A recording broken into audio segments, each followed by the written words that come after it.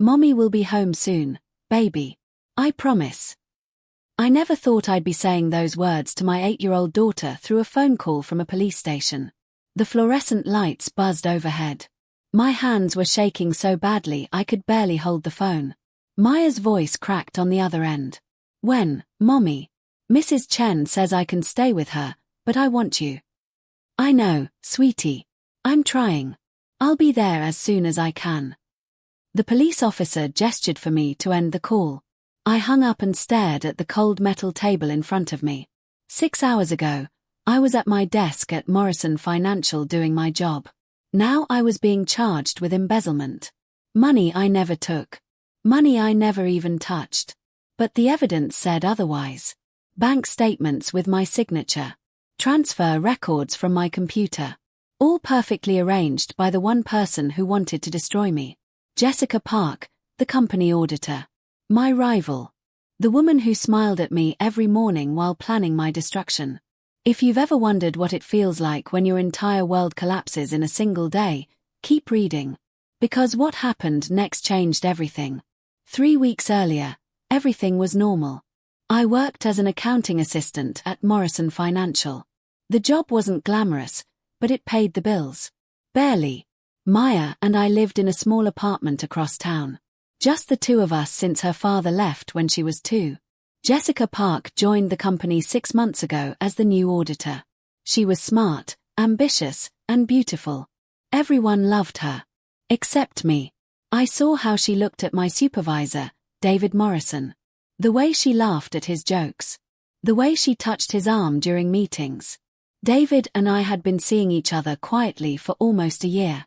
Nothing serious, just dinner sometimes. Coffee before work. He said he wasn't ready for anything public. I understood. He was the boss. I was just an assistant. But Jessica wanted him. And I was in her way. Sarah, can you look over these reports? She asked one morning, her smile too sweet. I think there might be some discrepancies. I should have known then. Should have seen what she was planning. But I trusted the system.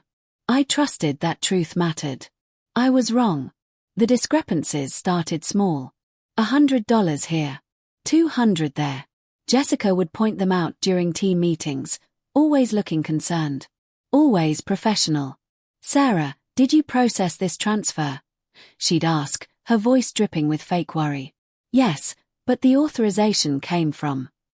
I'm sure it's just a mistake. We all make them. But the mistakes kept growing. Suddenly, $5,000 was missing from a client account. Then $10,000. All traced back to my computer. My login credentials. My digital signature. I tried to explain to David. Someone setting me up. I would never steal from the company. He looked uncomfortable. Sarah, the evidence is pretty clear. Jessica's been documenting everything. I want to believe you, but... But what? You know me, David. You know I wouldn't do this. He wouldn't meet my eyes. We need to let the investigation play out. I'm sorry. That's when I knew Jessica had gotten to him. Whatever we had was over. And I was completely alone. 2 days later, the police showed up at my desk. Everyone in the office watched as they handcuffed me. Jessica stood near the break room, her face arranged in perfect shock. But I saw it. Just for a second. A tiny smile at the corner of her mouth. Sarah Chen, you're under arrest for embezzlement and wire fraud. The words didn't feel real. This wasn't happening. This couldn't be happening. There's been a mistake, I said, my voice shaking. I didn't take any money. Please, I have a daughter. She's only 8. She needs me. You can explain everything at the station, They walked me out past my co-workers. Past David, who looked away. Past Jessica, who had already won. The police station was cold and loud and terrifying. They took my phone, my purse, my belt. Put me in a room and asked me questions I couldn't answer. Where's the money, Ms. Chen? I don't know. I never took it. The evidence says otherwise. $27,000 transferred from company accounts to an offshore account in your name. My heart stopped. $27,000.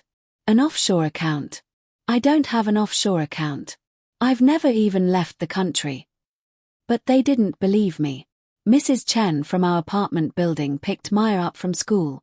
She called me from the station lobby, her voice gentle. Sarah, Maya's here with me. She wants to see you, but they won't let her back. What should I tell her? Tell her I love her. Tell her mommy made a mistake, but everything will be okay. But everything wasn't okay. My bail was set at $50,000. I had maybe $3,000 in savings. No family to call. No friends with that kind of money. I was going to spend the night in jail. Maybe longer. And Maya would be alone. Mrs. Chen brought Maya to the station anyway. I could hear her in the lobby, crying, asking for me. The sound broke something inside me. Please, I begged the officer. Just let me see her for 1 minute. Please. He looked uncomfortable but shook his head. That's not how it works. So Maya waited in the lobby. Scared. Confused. 8 years old and watching her whole world fall apart.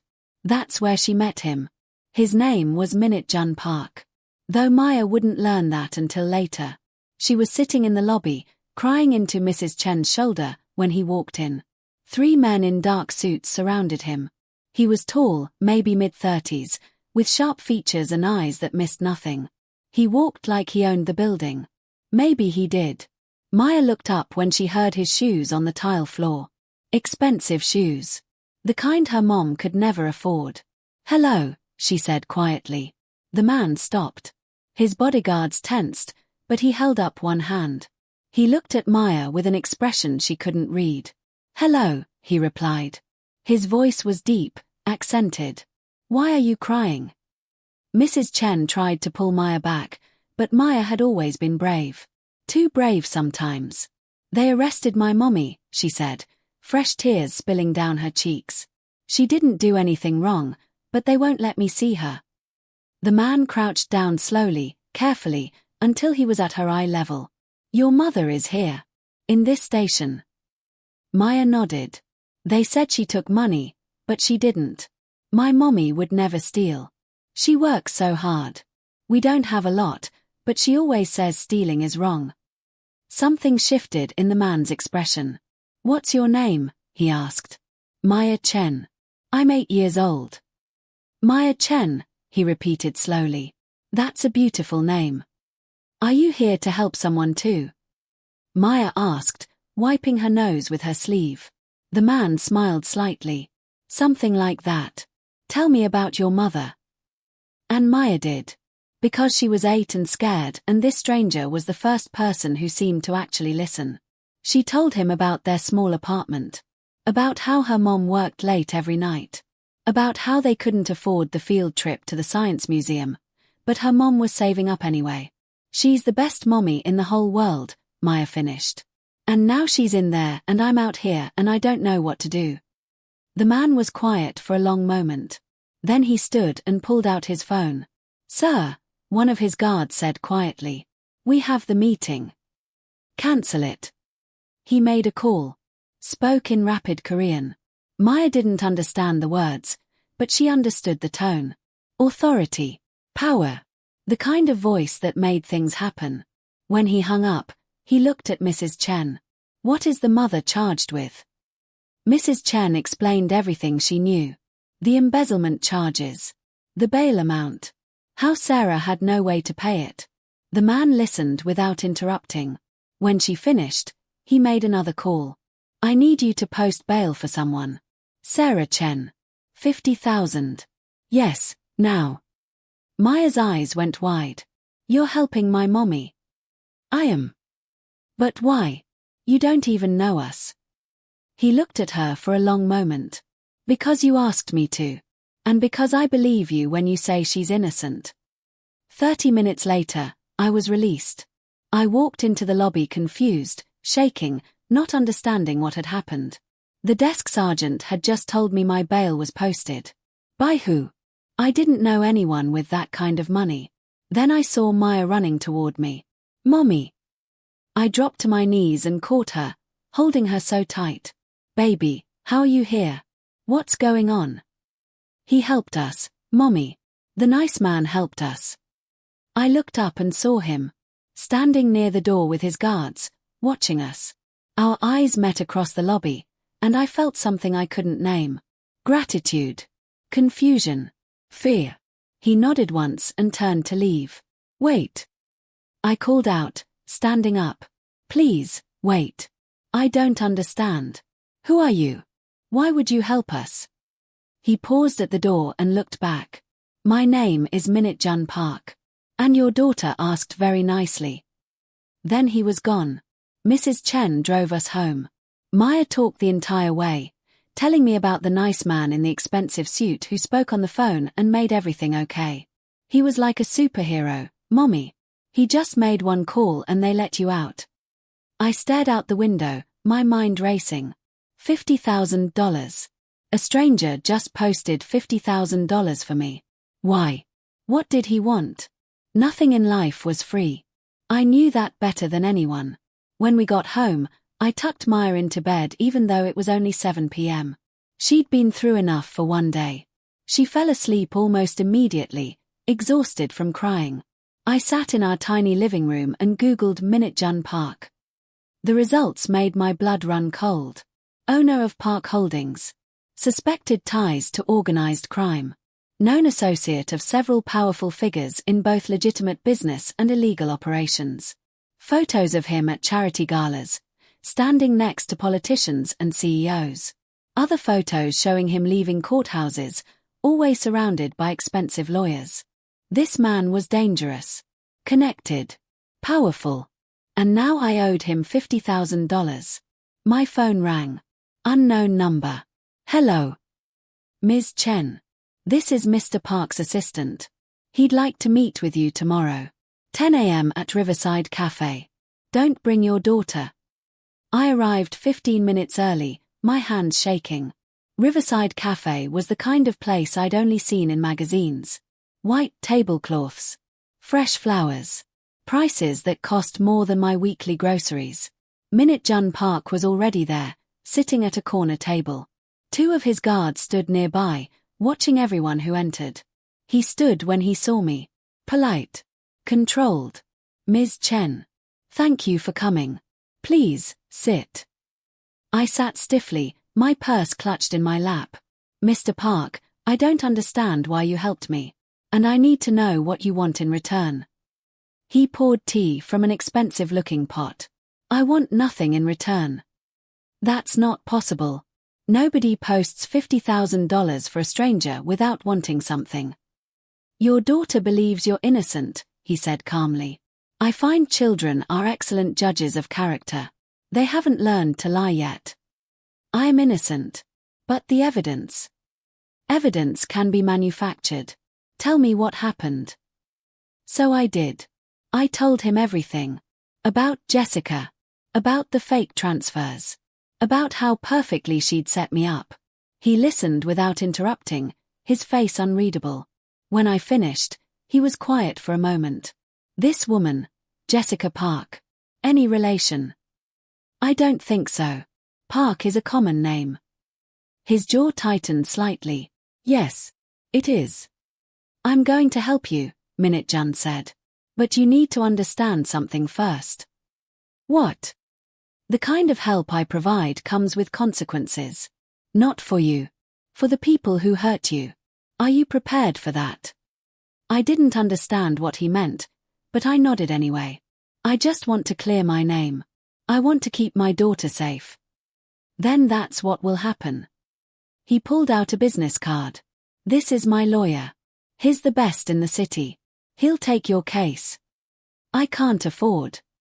You're not paying. Consider it handled. Mr. Park, I can't accept this. I already owe you $50,000. You owe me nothing.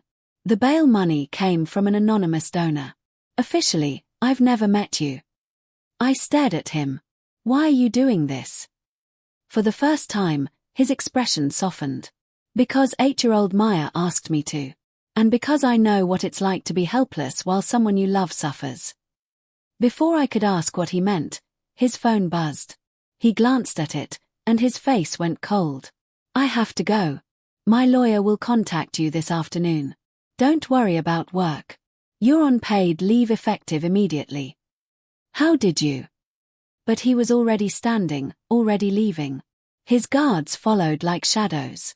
I sat alone at the expensive cafe, wondering what I'd just agreed to. I got the call from Min-Jun's lawyer that afternoon. His name was Richard Chen, and his credentials were impressive. Harvard Law. 30 years of experience. A 95% win rate. Mr. Park has briefed me on your situation, he said.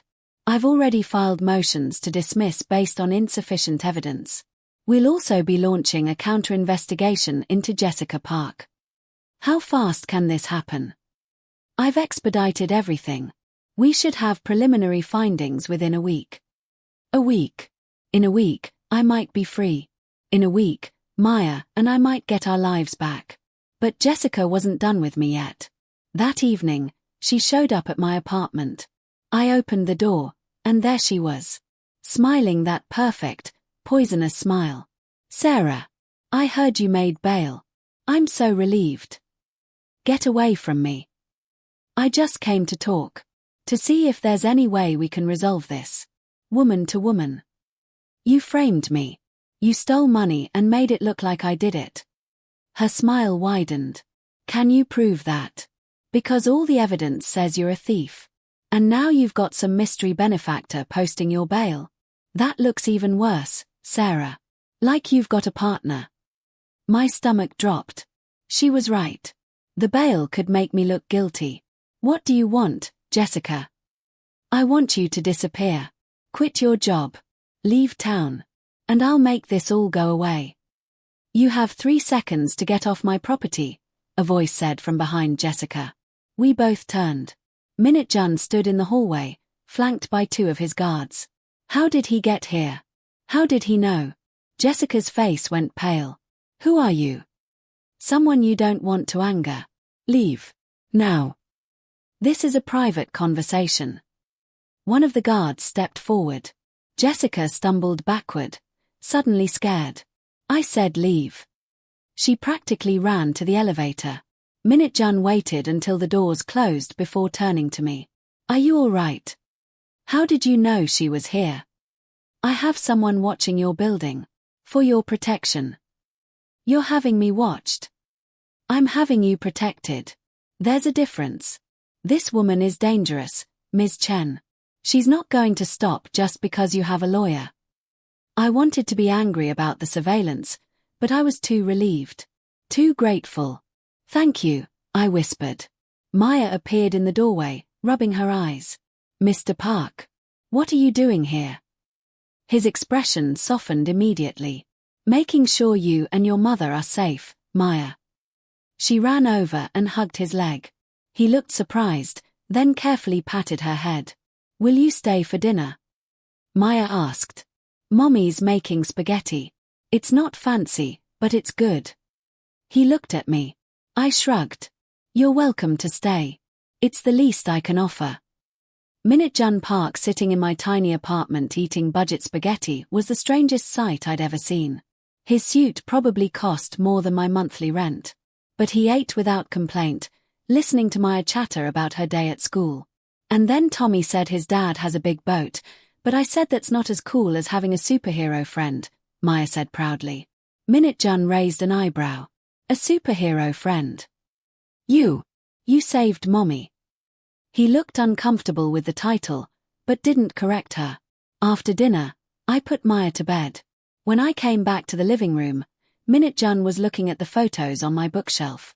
Most of them were of Maya. A few were of my parents, who'd passed away years ago. You raised her alone? He asked. Her father left when she was 2. Said he wasn't ready for the responsibility. His loss. We sat in awkward silence for a moment. Can I ask you something? I said. Why do you really care about what happens to us? And please don't say it's because Maya asked nicely. He was quiet for a long time. I had a daughter once. She would be about Maya's age now. The past tense hit me like a truck. I'm so sorry. She died when she was 3. Car accident. I wasn't there. I was working, building my empire, too busy to spend time with my family. And then they were gone. After they died, Min-Jun continued, his voice distant, I threw myself into work. Built more businesses. Made more money.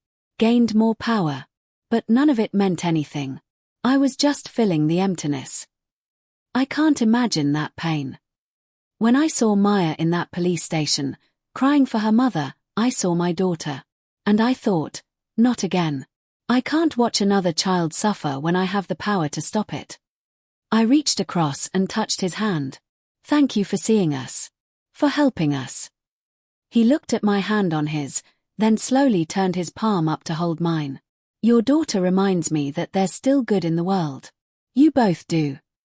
We talked for hours that night. About loss. About survival. About Maya. He told me about his wife, Ji-won. How they'd met in college. How she'd believed in him before anyone else did. I told him about Maya's father. About raising her alone.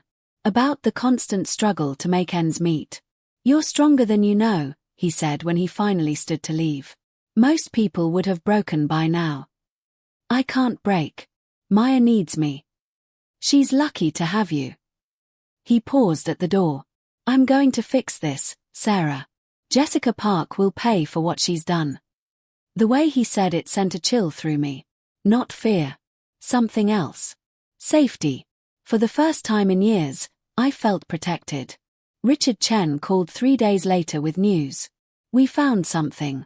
Jessica Park opened that offshore account in your name 2 months ago. We have the IP address. It traces back to her home computer.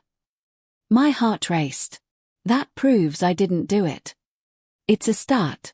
We also found something else. Money transfers from David Morrison's personal account to Jessica's. $50,000 over the past 4 months. David was paying her. Or she was blackmailing him. Either way, it establishes a relationship between them. And a motive to remove you from the picture. I thought about all those times David said he wanted to keep our relationship quiet. All the excuses. He wasn't protecting his professional reputation. He was hiding me so he could be with Jessica. What happens now? We present this to the prosecutor. With this evidence, they'll have to drop the charges against you. And if Jessica's smart, she'll take a plea deal before this goes to trial. But Jessica wasn't smart. She was desperate. That night, someone tried to break into my apartment. I woke to the sound of the doorknob rattling. My heart pounded as I grabbed my phone. Before I could call the police, I heard voices in the hallway. A struggle. Then silence. A text from Min-Jun. You're safe. Handled. The next morning, I found out Jessica Park had been arrested trying to break into my apartment.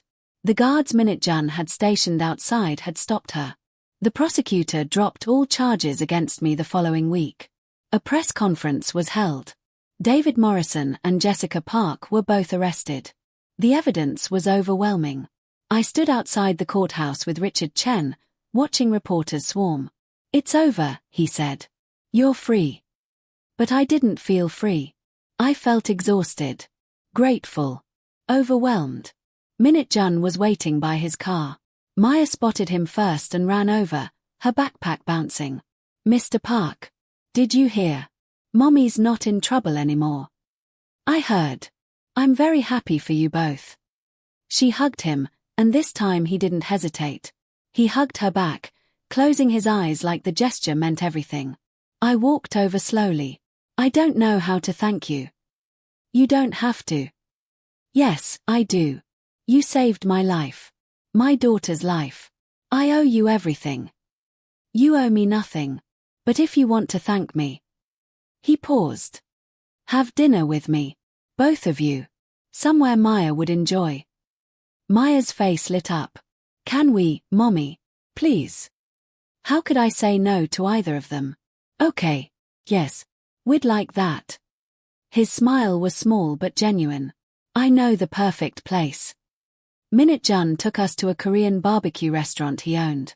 The staff treated us like royalty. Maya's eyes went wide at the tabletop grill. We cook our own food? She asked, amazed. We do, Min-Jun said. Want to help me? For the next hour, I watched him patiently teach Maya how to grill meat, praising her when she did it right. She was glowing with pride and happiness. You're really good with her, I said quietly. She makes it easy. After dinner, Min-Jun drove us home. At my apartment door, he handed me an envelope. What's this? Open it later. Inside was a check for $50,000 and a note.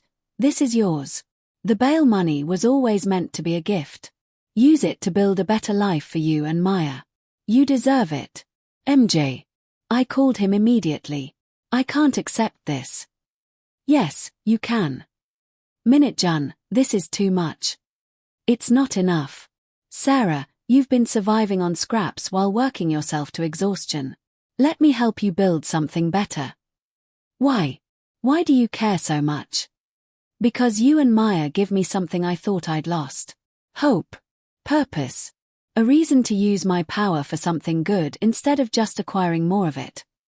Over the next few weeks, Min-Jun became part of our lives.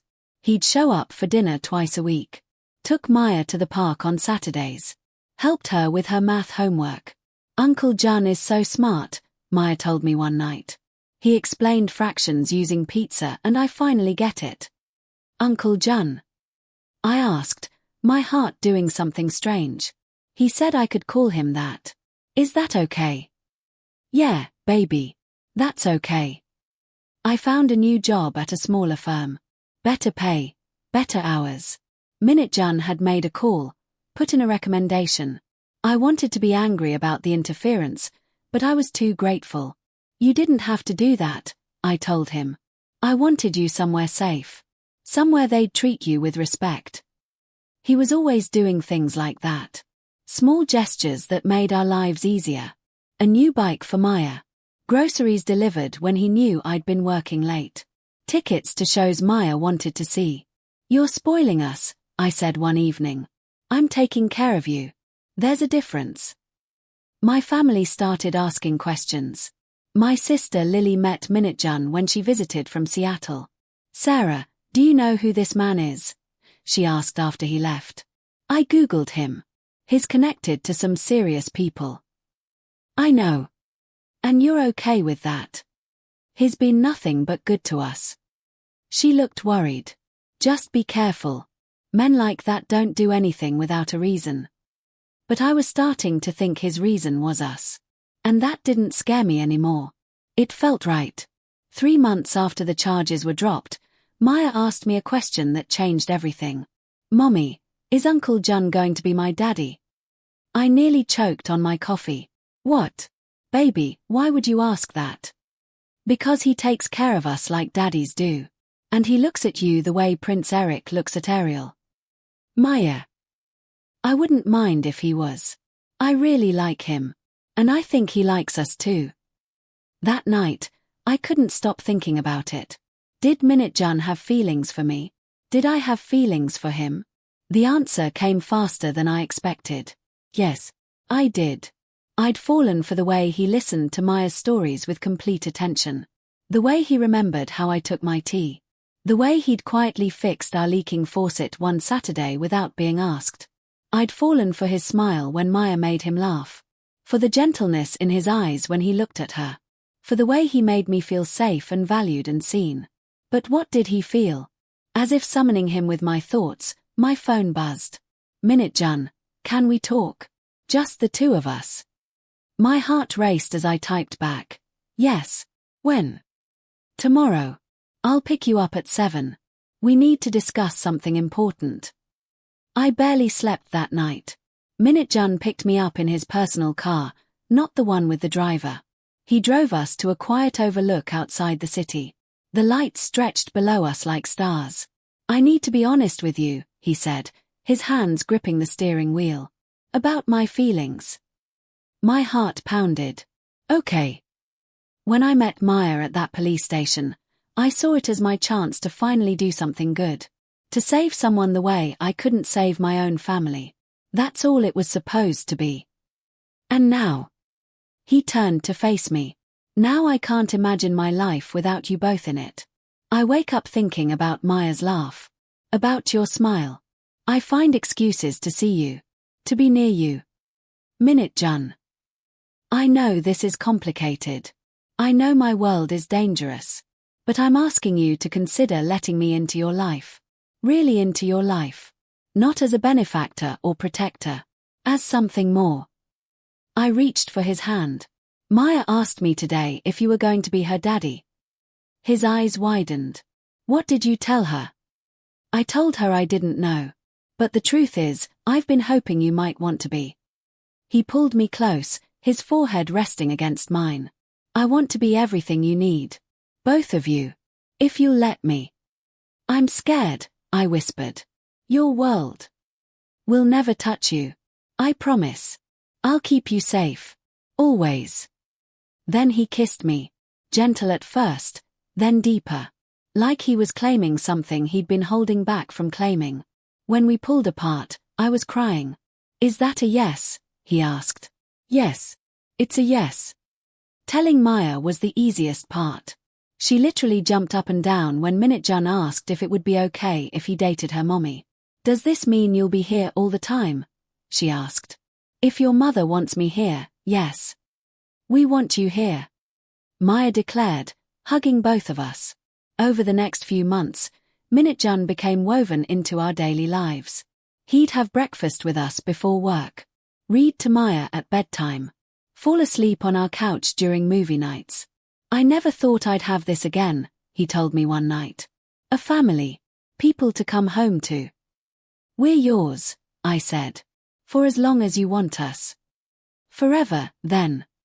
He started making bigger changes. Selling off some of his more questionable business ventures. Focusing on legitimate enterprises. Creating a life he wouldn't have to hide from us. I want to be someone Maya can be proud of, he explained. Someone worthy of you both. My sister Lily came around when she saw how happy we were. He's good to you, she admitted. I was wrong to judge. Even Maya's teacher noticed the change.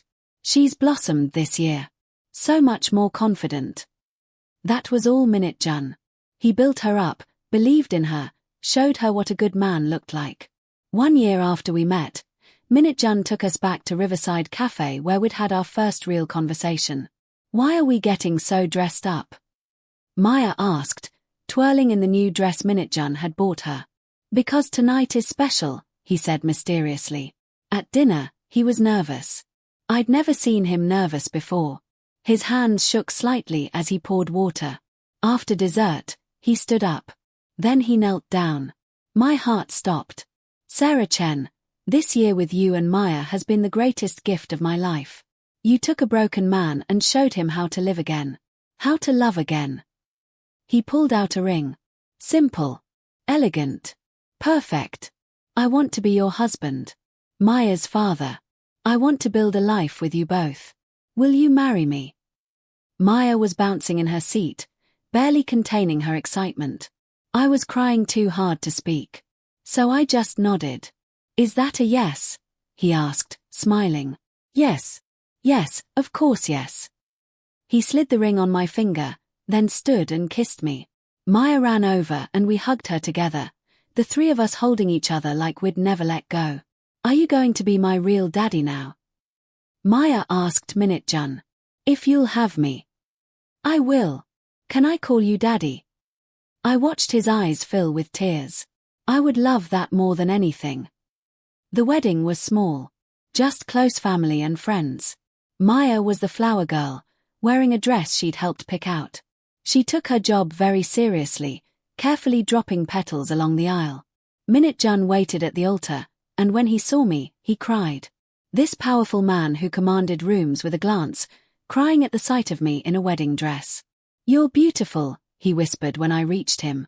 You're not so bad yourself. We said our vows. Promised to love and protect each other. To build a life together. To be the family we'd both needed. When the officiant said, "You may kiss the bride," Maya cheered louder than anyone. At the reception, Min-Jun danced with me first. Then with Maya, letting her stand on his shoes while he spun her around the floor. I love you, Daddy, she said, hugging him tight. I love you too, my daughter. My heart was so full I thought it might burst.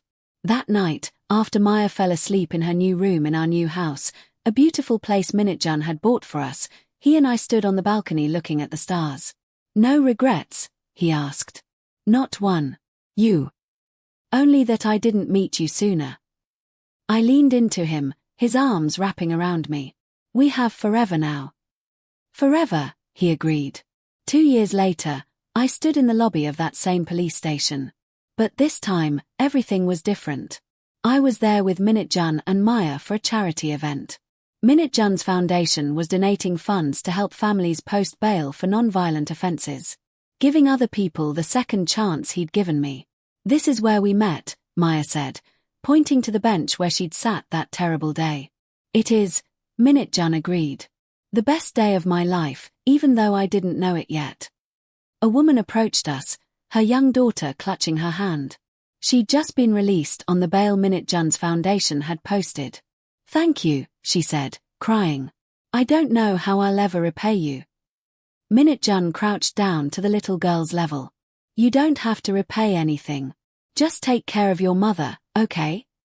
The girl nodded seriously. I will. As they walked away, I squeezed Min-Jun's hand. You're making a difference. We're making a difference, he corrected. This was your idea. It was true. The foundation had been my suggestion. A way to help other families like ours. To turn our pain into purpose. Maya tugged on Min-Jun's sleeve. Daddy, can we get ice cream on the way home? Of course, princess. Whatever you want.